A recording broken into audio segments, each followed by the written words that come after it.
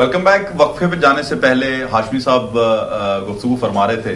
जी हाशमी साहब। जी इंशाल्लाह, जैसे खालिद भाई ने कहा कि अपना कश्मीर के मामले पर बात की, असदुद्दारी साहब का बात की कि उन्होंने बयान दिया है कश्मीर के मामले पर। इंशाल्लाह ताला हमारे कायद शहीद ज़ुल्फ़िकार भुट्टो ने भी यही कहा था कि कश्मीर बनेगा पाकिस्तान, और इंशाल्लाह ताला मोहतरम बेनज़ीर भुट्टो ने असदुद्दारी और पाकिस्तानी अवाम और पाकिस्तान पीपल्स पार्टी का हर वर्कर यही चाहता है और हर मुसलमान यही चाहता है कि कश्मीर बनेगा पाकिस्तान, और इंशाल्लाह ताला बन के रहेगा। और अभी प्रेसिडेंट साहब गए थे और आपने भी अभी जिक्र किया उसी बात का कि कश्मीर पे बात करने के लिए इंडियन गवर्नमेंट ने भी कहा है, और हमने भी इंशाल्लाह ताला हमारे ही दौर में कश्मीर का मसला, अगर मसला कश्मीर हल होता है तो दोनों मुल्कों को इसमें मफाद है। ये नहीं है कि सिर्फ पाकिस्तान का फायदा है। आप देखें हम कितनी जंगें लड़ेंगे और कितने इंसानों का ज़ियां करेंगे, कितने धमाके यहां पे होंगे। आप इस पे आपको नजर नहीं आता कि जी पाकिस्तान में जो क्रिकेट बहाल होने में सबसे बड़ी रुकावट जो है वो इंडिया है। क्या इसमें आप क्या समझते हैं, है कि नहीं है? ठीक कह रहे हैं अब पूरे इंटरनेशनल लेवल पे हमें वो रोके खड़े हैं। हमारा जो हमारे यहाँ तमाम तर शोबे जो है, हमारी फिल्म इंडस्ट्री अगर इसको मौका मिले, हमारी गवर्नमेंट इसको सपोर्ट करे, तो हम उसमें भी अब किसी से पीछे नहीं है। हम किसी स्पोर्ट्स में किसी से पीछे नहीं है, हम डिबेट में किसी से पीछे नहीं है। ठीक है हम आप देखें मुसलमान बड़ा काबिल है, मुसलमान को बड़ी अपनी साइंस है। मुसलमान आप अमेरिका में चले जाएं, आप इंग्लैंड में चले, पूरी दुनिया में आप देखें मुसलमानों वहां अगर खिदमत कर रहे हैं तो अपने लोगों की कुदरती तौर पे मुसलमान बड़ा कामयाब है, माहौल तो अगर अच्छी तरफ लगा लिया जाए। अच्छा खालिद साहब, आप देखें इंडिया की जो बात हो रही है, आपका मौकफ इंडिया पे एक वाज़ेह है, और आप के हाफिज सईद साहब जो हैं आपकी जमात के सरबराह, इंडिया जो है वो हाथ धो के उनके पीछे है जी। और पिछले दिनों तो अनाम भी अनाउंस कर दिया गया, उनके सर की कीमत भी अनाउंस कर दी गई उनकी गिरफ्तारी पे। ठीक है, क्या पोजीशन है इस वक्त? क्या आप लायामल इख्तियार किए हुए हैं? क्या जो अमेरिकन धमकियां हैं उनके आगे आप कोई जो है अपना रवैया क्या रखे हुए हैं, जरा बताइए। शमसी साहब, सबसे पहले तो ये कि मसला कश्मीर जो है ना, ये कोर इशू है। ये पाकिस्तान के जो बानी पाकिस्तान ने इसको शारक करार दिया, और इस वजह से भी ये शारक है कि आप इन हालात में आप देख रहे होंगे कि तमाम दरिया जो हैं हमारे कश्मीर से आ रहे थे, और उन दरियाओं को पहले तो सिंध ताश मुआहदे की शक्ल में उस पर शब खून मारा गया, और उसके बाद जो है अब आहिस्ता आहिस्ता डैम बनाकर इंडिया ने इस दौरान अपने जो दरिया है उनका रुख जो है मोड़ लिया है। अब आप यकीन करें कि उन्होंने क्या किया है कि उन्होंने टनल बनाकर 38 किलोमीटर लंबे टनल बनाकर उन्होंने जो है दरियाओं का रुख ही बिल्कुल दरियाओं मोड़ दिया है, और जो बाकी पानी है वो भी जो है वो रोक लिया है उन्होंने। और अब जो सूरत हाल ये है कि पाकिस्तान में तो पानी है नहीं, यहाँ बिजली है नहीं, अब वो बिजली उस पानी से बिजली पैदा करके तो हमें फरोख्त करना चाहता है, और वो तिजारत किस मुंह से करता है कि इतने लोगों को शहीद करने के बाद मसला कश्मीर वहीं का वहीं है, पानी का मसला वहीं का वहीं है, और अगर पानी नहीं मिलेगा तो आप समझते हैं कि पानी ना मिलेगा तो फिर क्या होगा, मतलब कहत साली होगी। यहाँ पे वो हमें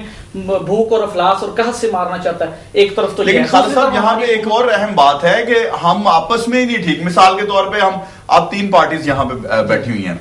मैं समझता हूँ पहले तो कंसेंसस की जरूरत है। हमें आपस में, इंडिया को पता है कि हम तकसीम शुदा कौम है, हम बटे हुए हैं, हम फिरकों पे बात करते हैं, हम जनाब एक दूसरे हम सब इकट्ठे होकर बैठ जाएं तो मुसलमान का खून जो है बहाने, थोड़े से पैसों के लिए बहाने पे तैयार है, हम उनका आलाकार बने हुए हैं। इस चीज को कौन रोकेगा? ये शमसी साहब, ये बात भी आपके ठीक है, लम्हा फिक्रिया हमारे लिए सबके लिए, लेकिन मेरा ख्याल है कि इंशाल्लाह ताला इन इश्यूज पे, कश्मीर हो, पानी का मसला हो, अमेरिका की जारहियत हो, इंडिया की दहशतगर्दी हो, इस पर तमाम लोग इत्तफाक जो है, तमाम लोग मुत्तफिक हैं अल्हम्दुलिल्लाह, हुकूमत भी और हम भी, इसमें कोई फर्क नहीं है। लेकिन कुछ चीजों पे है, वो देखें हम इस पाकिस्तान में रहते हैं, हम समझते हैं कि हमारे ख्याल में ये चीज बेहतर है, तो ये हमारा राइट है कि हम अपनी हुकूमत को बताएं। पॉजिटिव इख्तिलाफ भाइयों में भी होता है, उसमें कोई शक नहीं है, ये हमारा सियासी और जमहूरी हक है कि हम अपनी आवाज अपनी हुकूमत तक पहुंचाएं। इसको कोई नेगेटिव सेंस में ना ले कोई बंदा, हम अपनी हुकूमत के साथ हैं और हर लम्हा हर दहशतगर्दी के खिलाफ हैं, और कोई भी जारहियत करेगा तो हम अपनी हुकूमत और फौज के साथ। बिल्कुल। लेकिन ये है कि हम इख्तलाफ राय रखते हैं, हम समझते हैं कि इस तरह पाकिस्तान को बेहतर चलाया जा सकता है। दिफाई पाकिस्तान कौंसिल के साथ आपने देखा इतने बड़े जलसे हुए और लोगों ने उसमें शमूलियत की, और ये भी एक आवाज है ठीक है कि मतलब ये हुकूमत में लोग नहीं हैं, लेकिन हुकूमत में ना होने वाले लोग तो कम से कम वो पाकिस्तानी शहरी तो हैं। एक बात तो ये। दूसरा आपने सवाल बड़ा अहम उठाया कि इंडिया हाफिज सईद के खिलाफ क्यों है। बिल्कुल। तो मैं समझता हूँ कि इंडिया हमेशा प्रोफेसर हाफिज मोहम्मद सईद के खिलाफ इस वजह से है कि उन्होंने हमेशा मसला कश्मीर को उजागर किया है और उन्होंने मसला कश्मीर पर आवाज उठाई है। उन्होंने पाकिस्तान इंडिया के अंदर जो अकलीतें हैं इंडिया के अंदर, उन अकलियतों के हक में आवाज उठाई है, उन मुसलमानों के हक में आवाज उठाई है जो गुजरात में शहीद किए गए, उन मुसलमानों के हक में आवाज उठाई है, उन पाकिस्तानियों के जिनको समझौता एक्सप्रेस में शहीद किया गया और उनका हाजिर सरवर कर्नल जो है वो पकड़ा गया और उसने इकरार किया। तो मैं समझता हूँ कि ये सारी हाफिज सईद कहते हैं कि जी बांग्लादेश हमसे अलग हुआ, इसमें इंडिया मुलव्वस है। मतलब हम हर उस इशू को उजागर करते हैं हाफिज सईद कि जो पाकिस्तान की सालमियत। अच्छा, बांग्लादेश का जो अलहदा होना है उसमें तो ये बात कंफर्म है, इसमें तो ढकी छुपी बात ही नहीं है। जब वो इंडिया अलहदा हुआ है तो इंदिरा गांधी की स्टेटमेंट सबसे गवाही सबूत के तौर पे कि वो उसने कहा कि आज हमने नजरिया पाकिस्तान कायदे आजम का जो नजरिया था वो दफन कर दिया। लेकिन शमशी साहब देखें, एक बात ये है कि जो मौलाना साहब ने पहले बात की कि सुन्नी तहरीक ने वहाँ पर कब्ज़ा किया रिंग रोड मजांग पर, वारस रोड मजांग पर, तो ये इनकी करेक्शन के लिए है। एक तो वहाँ पर सुन्नी तहरीक मौजूद नहीं है, ना पहले ना अब। दूसरा ये कि इनसे पूछा जाए कि कब्ज़े हम करते हैं ये करते हैं, इसके लिए एक अलग प्रोग्राम हो, क्योंकि ये एक इसका हिस्सा नहीं होना चाहिए। आप बात नहीं इसकी आप सुने ना, मैंने आपकी चलो कोई बात, जो लोग हैं आप ऐसा नहीं ना, मेरी बात में मैं आपकी बात में नहीं बोला, आपको इखलाकियात की ना, सबसे पहले इखलाकियात की बात की। आप मेरी बात सुने, मैं आपकी बात में नहीं रुका हूं ना, मैंने आपको रोका है। आप मेरी बात सुने, उसके बाद करें। हम सियासत करते हैं या आप सियासत करते हैं, ये बताएं कि जो गुज्जरपुरा चाइना स्कीम में ये 3-4 साल से जो कब्जा किया इन्होंने किया या हमने किया? इसकी जगह आप वो जगह इसको छोड़े ना, मेरी बात में ना बोले, आप बाद में वजाहत करें। आपकी जगह यानी कि सोसाइटी की जगह सोसाइटी के लोगों ने मस्जिद बनाई है, आपको नहीं दी, वो आपको नहीं दी, वो आपने कब्जा की। नहीं, मतलब ये आपका पॉइंट गलत है, ये आपका नुक्ता नजर गलत है, आपका ये नुक्ता नजर गलत है, 100% गलत है। क्रिश्चियन को भी इजाजत नहीं है। आप इसलिए रुकावट डाल रहे हैं मेरी बात में कि आप हकायक जानना नहीं चाहते, आप कौन को हकायक बताना नहीं चाहते, आप हकायक को इस तरह नहीं मोड़ सकते कि किसी की बात में रुकावट डालकर। आप ये बताएं कि जो चाइना स्कीम की वो मस्जिद है, इन्होंने कब्जा किया है। ये कहते हैं कि थोड़े लोग, हम मस्जिद बनाने के खिलाफ नहीं है। यहां पर शिया इबादतगाह बनाए अपनी, हिंदू, सिख, ईसाई, देवबंदी, वहाबी, लश्कर तैयबा जो भी बनाए, हमें किसी पर भी एतराज नहीं है। जो एतराज है वो ये है कि जिसका इन्होंने गलत कोड किया है कि गुजराना की इन्होंने बात की कि एनओसी लिया, आपको पता नहीं है कि आपने जालसाजी से एनओसी लिया है, आपने गलत रिपोर्टिंग पर एनओसी लिया है। आप क्यों नहीं बताते कि वहां पर जो सरकारी मैप बना है वो 325 फीट का बना है, फिर इजाफी तौर पर, आप सुने मेरी बात, इजाफी तौर पर 410 फीट का बना है, 450 फीट उसका फासला जो डीसीओ के तहत मसाजिद कमेटी, जिसमें आपके मकतबा फिक्र के लोग हैं, शिया हैं, देवबंदी हैं, वहाबी हैं, अहले सुन्नत हैं, हिंदू हैं, सिख है, ईसाई हैं, आप उस पर आपके लोगों के साइन मौजूद है कि 450 फीट के फासले पर किसी की इबादतगाह तामीर नहीं हो सकती। आपने कैसे ले लिया 325 फीट के फासले पर एनओसी? वो जाली था। बरकी रोड थाना के ऊपर इनका जो सिस्टम है वहां पर बगैर एनओसी, क्या ये जमातुद दावा है? क्या ये पाकिस्तानी नहीं है? इनके पास पाकिस्तान की आईडी नहीं है, इनके पास पाकिस्तान का शनाख्ती कार्ड मौजूद है। तो इनके ऊपर भी वही कानून लागू होता है जो शम्सी साहब के ऊपर होता है। मैं समझता हूं कि जी हम थोड़ा सा बहस को ना किसी दिन हम मैं समझता हूं कि दावत देंगे हाफिज साहब को भी और आपको, इस पे ये लिस्ट लेकर आ जाए ना जो हमने कब्जा किया करेंगे। मैं चाहूंगा कि हम ना पब्लिक के इशू पे हम आ जाएं, असल बात ये स्पेशली लोकल इशू से हम हट जाएं, क्योंकि इससे पब्लिक का कंसर्न शायद नहीं है इस वक्त। मैं समझता हूं कि हमें आपस में इत्तफाक की, मोहब्बत की, रवादारी की बात करनी है, एक मैसेज कन्वे करना है। इस वक्त जो मसाइल हैं, मैं देखिए आपने कहा कि बांग्लादेश की टीम पाकिस्तान क्यों नहीं आई? हाँ। जब पाकिस्तान की खारजा पॉलिसी मजबूत होगी, हमारा मौकफ जानदार होगा, यकीनन हम लोगों को कन्विंस कर सकते हैं। यहाँ पर ताजर भी आ सकते हैं, सरमायादार लोग भी आ सकते हैं, सनतकार भी बुलाए जा सकते हैं। यहाँ पर क्रिकेट से तमाम, इसके अलावा तमाम खेलें हो सकती हैं। शर्त यह है कि आपकी खारजा पॉलिसी अच्छी हो।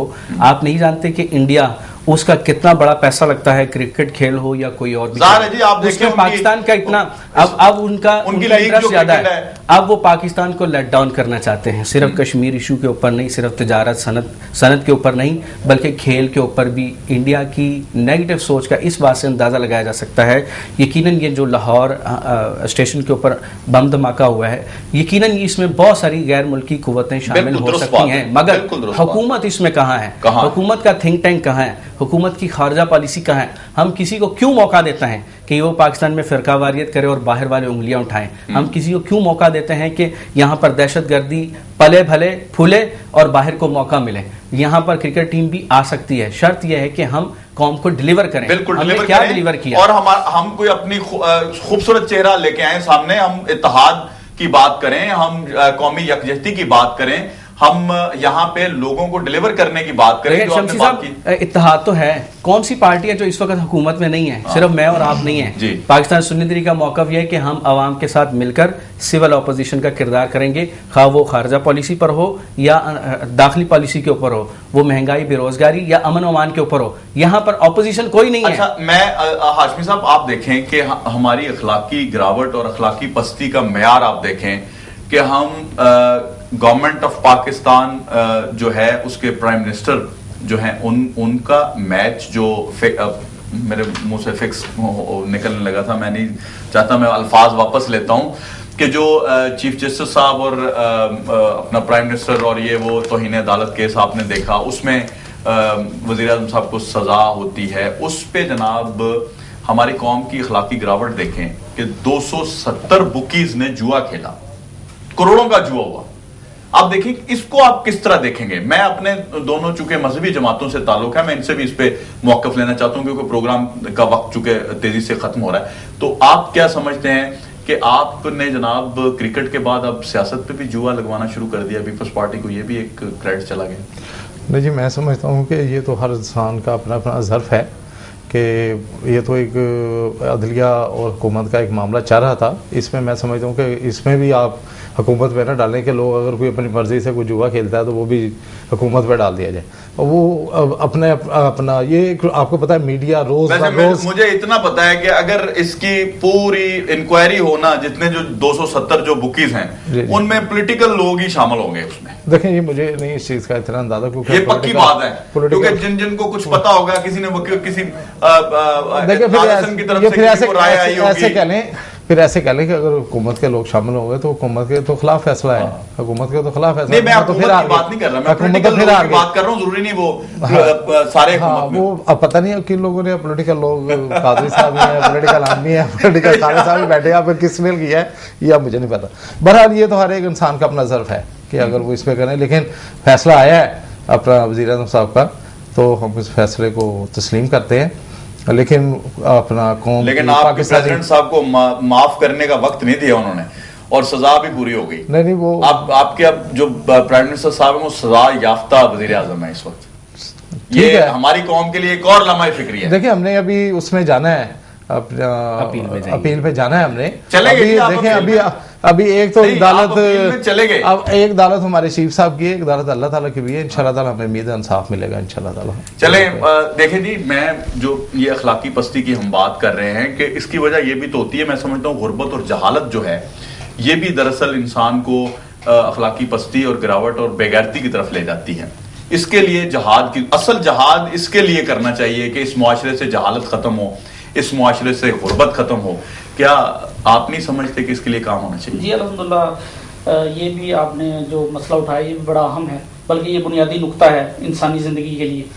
अल्हम्दुलिल्लाह जमात दावा ने अब तक 140 स्कूल जो है वो बनाए हैं और वो चला रहे हैं, जिसमें हज़ारों तालिब इल्म जो हैं वो पढ़ रहे हैं और रायती फ़ीसों के साथ पढ़ रहे हैं अल्हम्दुलिल्लाह अपनी कोशिश के हिसाब से। और इसी तरह 100 के करीब एम्बुलेंसेज चला रहे हैं हम, और इसी तरह हमने 4 हॉस्पिटल बड़े चला रहे हैं और डिस्पेंसरीज हैं 150 के करीब। और इसी तरह सिंध के जो दूर दराज इलाके हैं जहाँ पे गुर्बत है वहाँ पे हम पानी के कुएँ लगवा रहे हैं।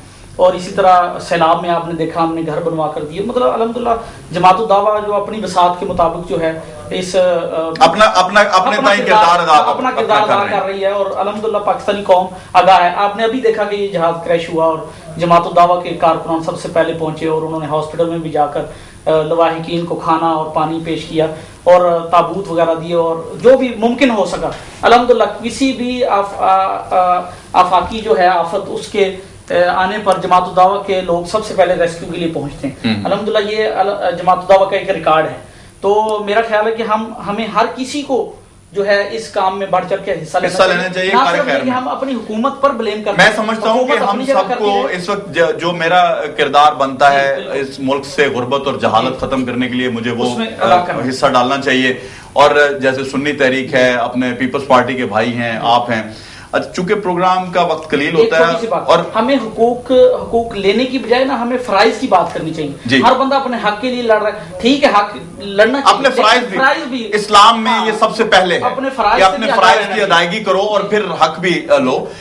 मैं समझता हूं कि मैं मौका दिया करता हूं अपने मेहमानाने गिरामी को कि प्रोग्राम के अख्ताम से पहले कोई आवाम के लिए, पाकिस्तानी कौम के लिए कोई मैसेज अपनी तरफ से आप प्लीज क्या कहना चाहेंगे? देखें, हर चीज़ हमने अदलिया के ऊपर डाल दी है कि चीफ जस्टिस साहब इसका नोटिस लें। एक तो ये भी थोड़ा मुनासिब नहीं है कि जब एक जमहूरी दौर है और या फिर हम पार्लियामेंट को ताले लगा दें, घर को चले जाएं, पार्लियामेंट को अपना किरदार अदा करना यही बात उन्होंने की है कि फ्राइज की अदायगी जो है वो पहले करें फिर हक की बात करें। तो जो पार्लियामेंट है वो आज़ाद है, उसको अपना फैसला करना चाहिए। जहाँ तक आपने बुकीज़ की बात की है तो देखें, इसमें सियासी जमातों की इन्वॉल्वमेंट ये तो कबल वक़्त है, लेकिन आपकी इस बात को तक़वियत दी जा सकती है कि इसकी इन्वेस्टिगेशन होनी चाहिए। अब इसमें आकर आपका हुकूमत तो हाथ नहीं पकड़ सकती, चीफ जस्टिस साहब तो आपका हाथ नहीं पकड़ सकते कि आप इसके ऊपर जुआ ना खेलें। मुझे खुद भी सोचना होगा, मेरा ज़मीर भी है, मेरा ईमान भी है, मैं खुद इस माशरे में रहता हूँ, आपके प्रोग्राम का भी नाम माशरा है, तो फिर माशरे में बहुत सारी चीज़ें हुकूमत की तरफ से ख़राब हो सकती हैं, लेकिन बहुत सारी चीज़ें हम दुरुस्त भी कर सकते हैं। तो इसलिए मैं ये समझता हूँ कि जो घर का सरबराह होता है वही अपनी आल औलाद की तरबियत करता है, उसी की अखलाकियत की तरफ। तो इसलिए पाकिस्तान के सरबराह और पाकिस्तान के तरबियत की जरूरत है जी। मैं समझता हूँ पहले तो वो अपनी खुद करे ना जी, फिर वो कौम को गुजरते। जी हाशमी साहब, आप क्या कहेंगे? कोई आखिरी?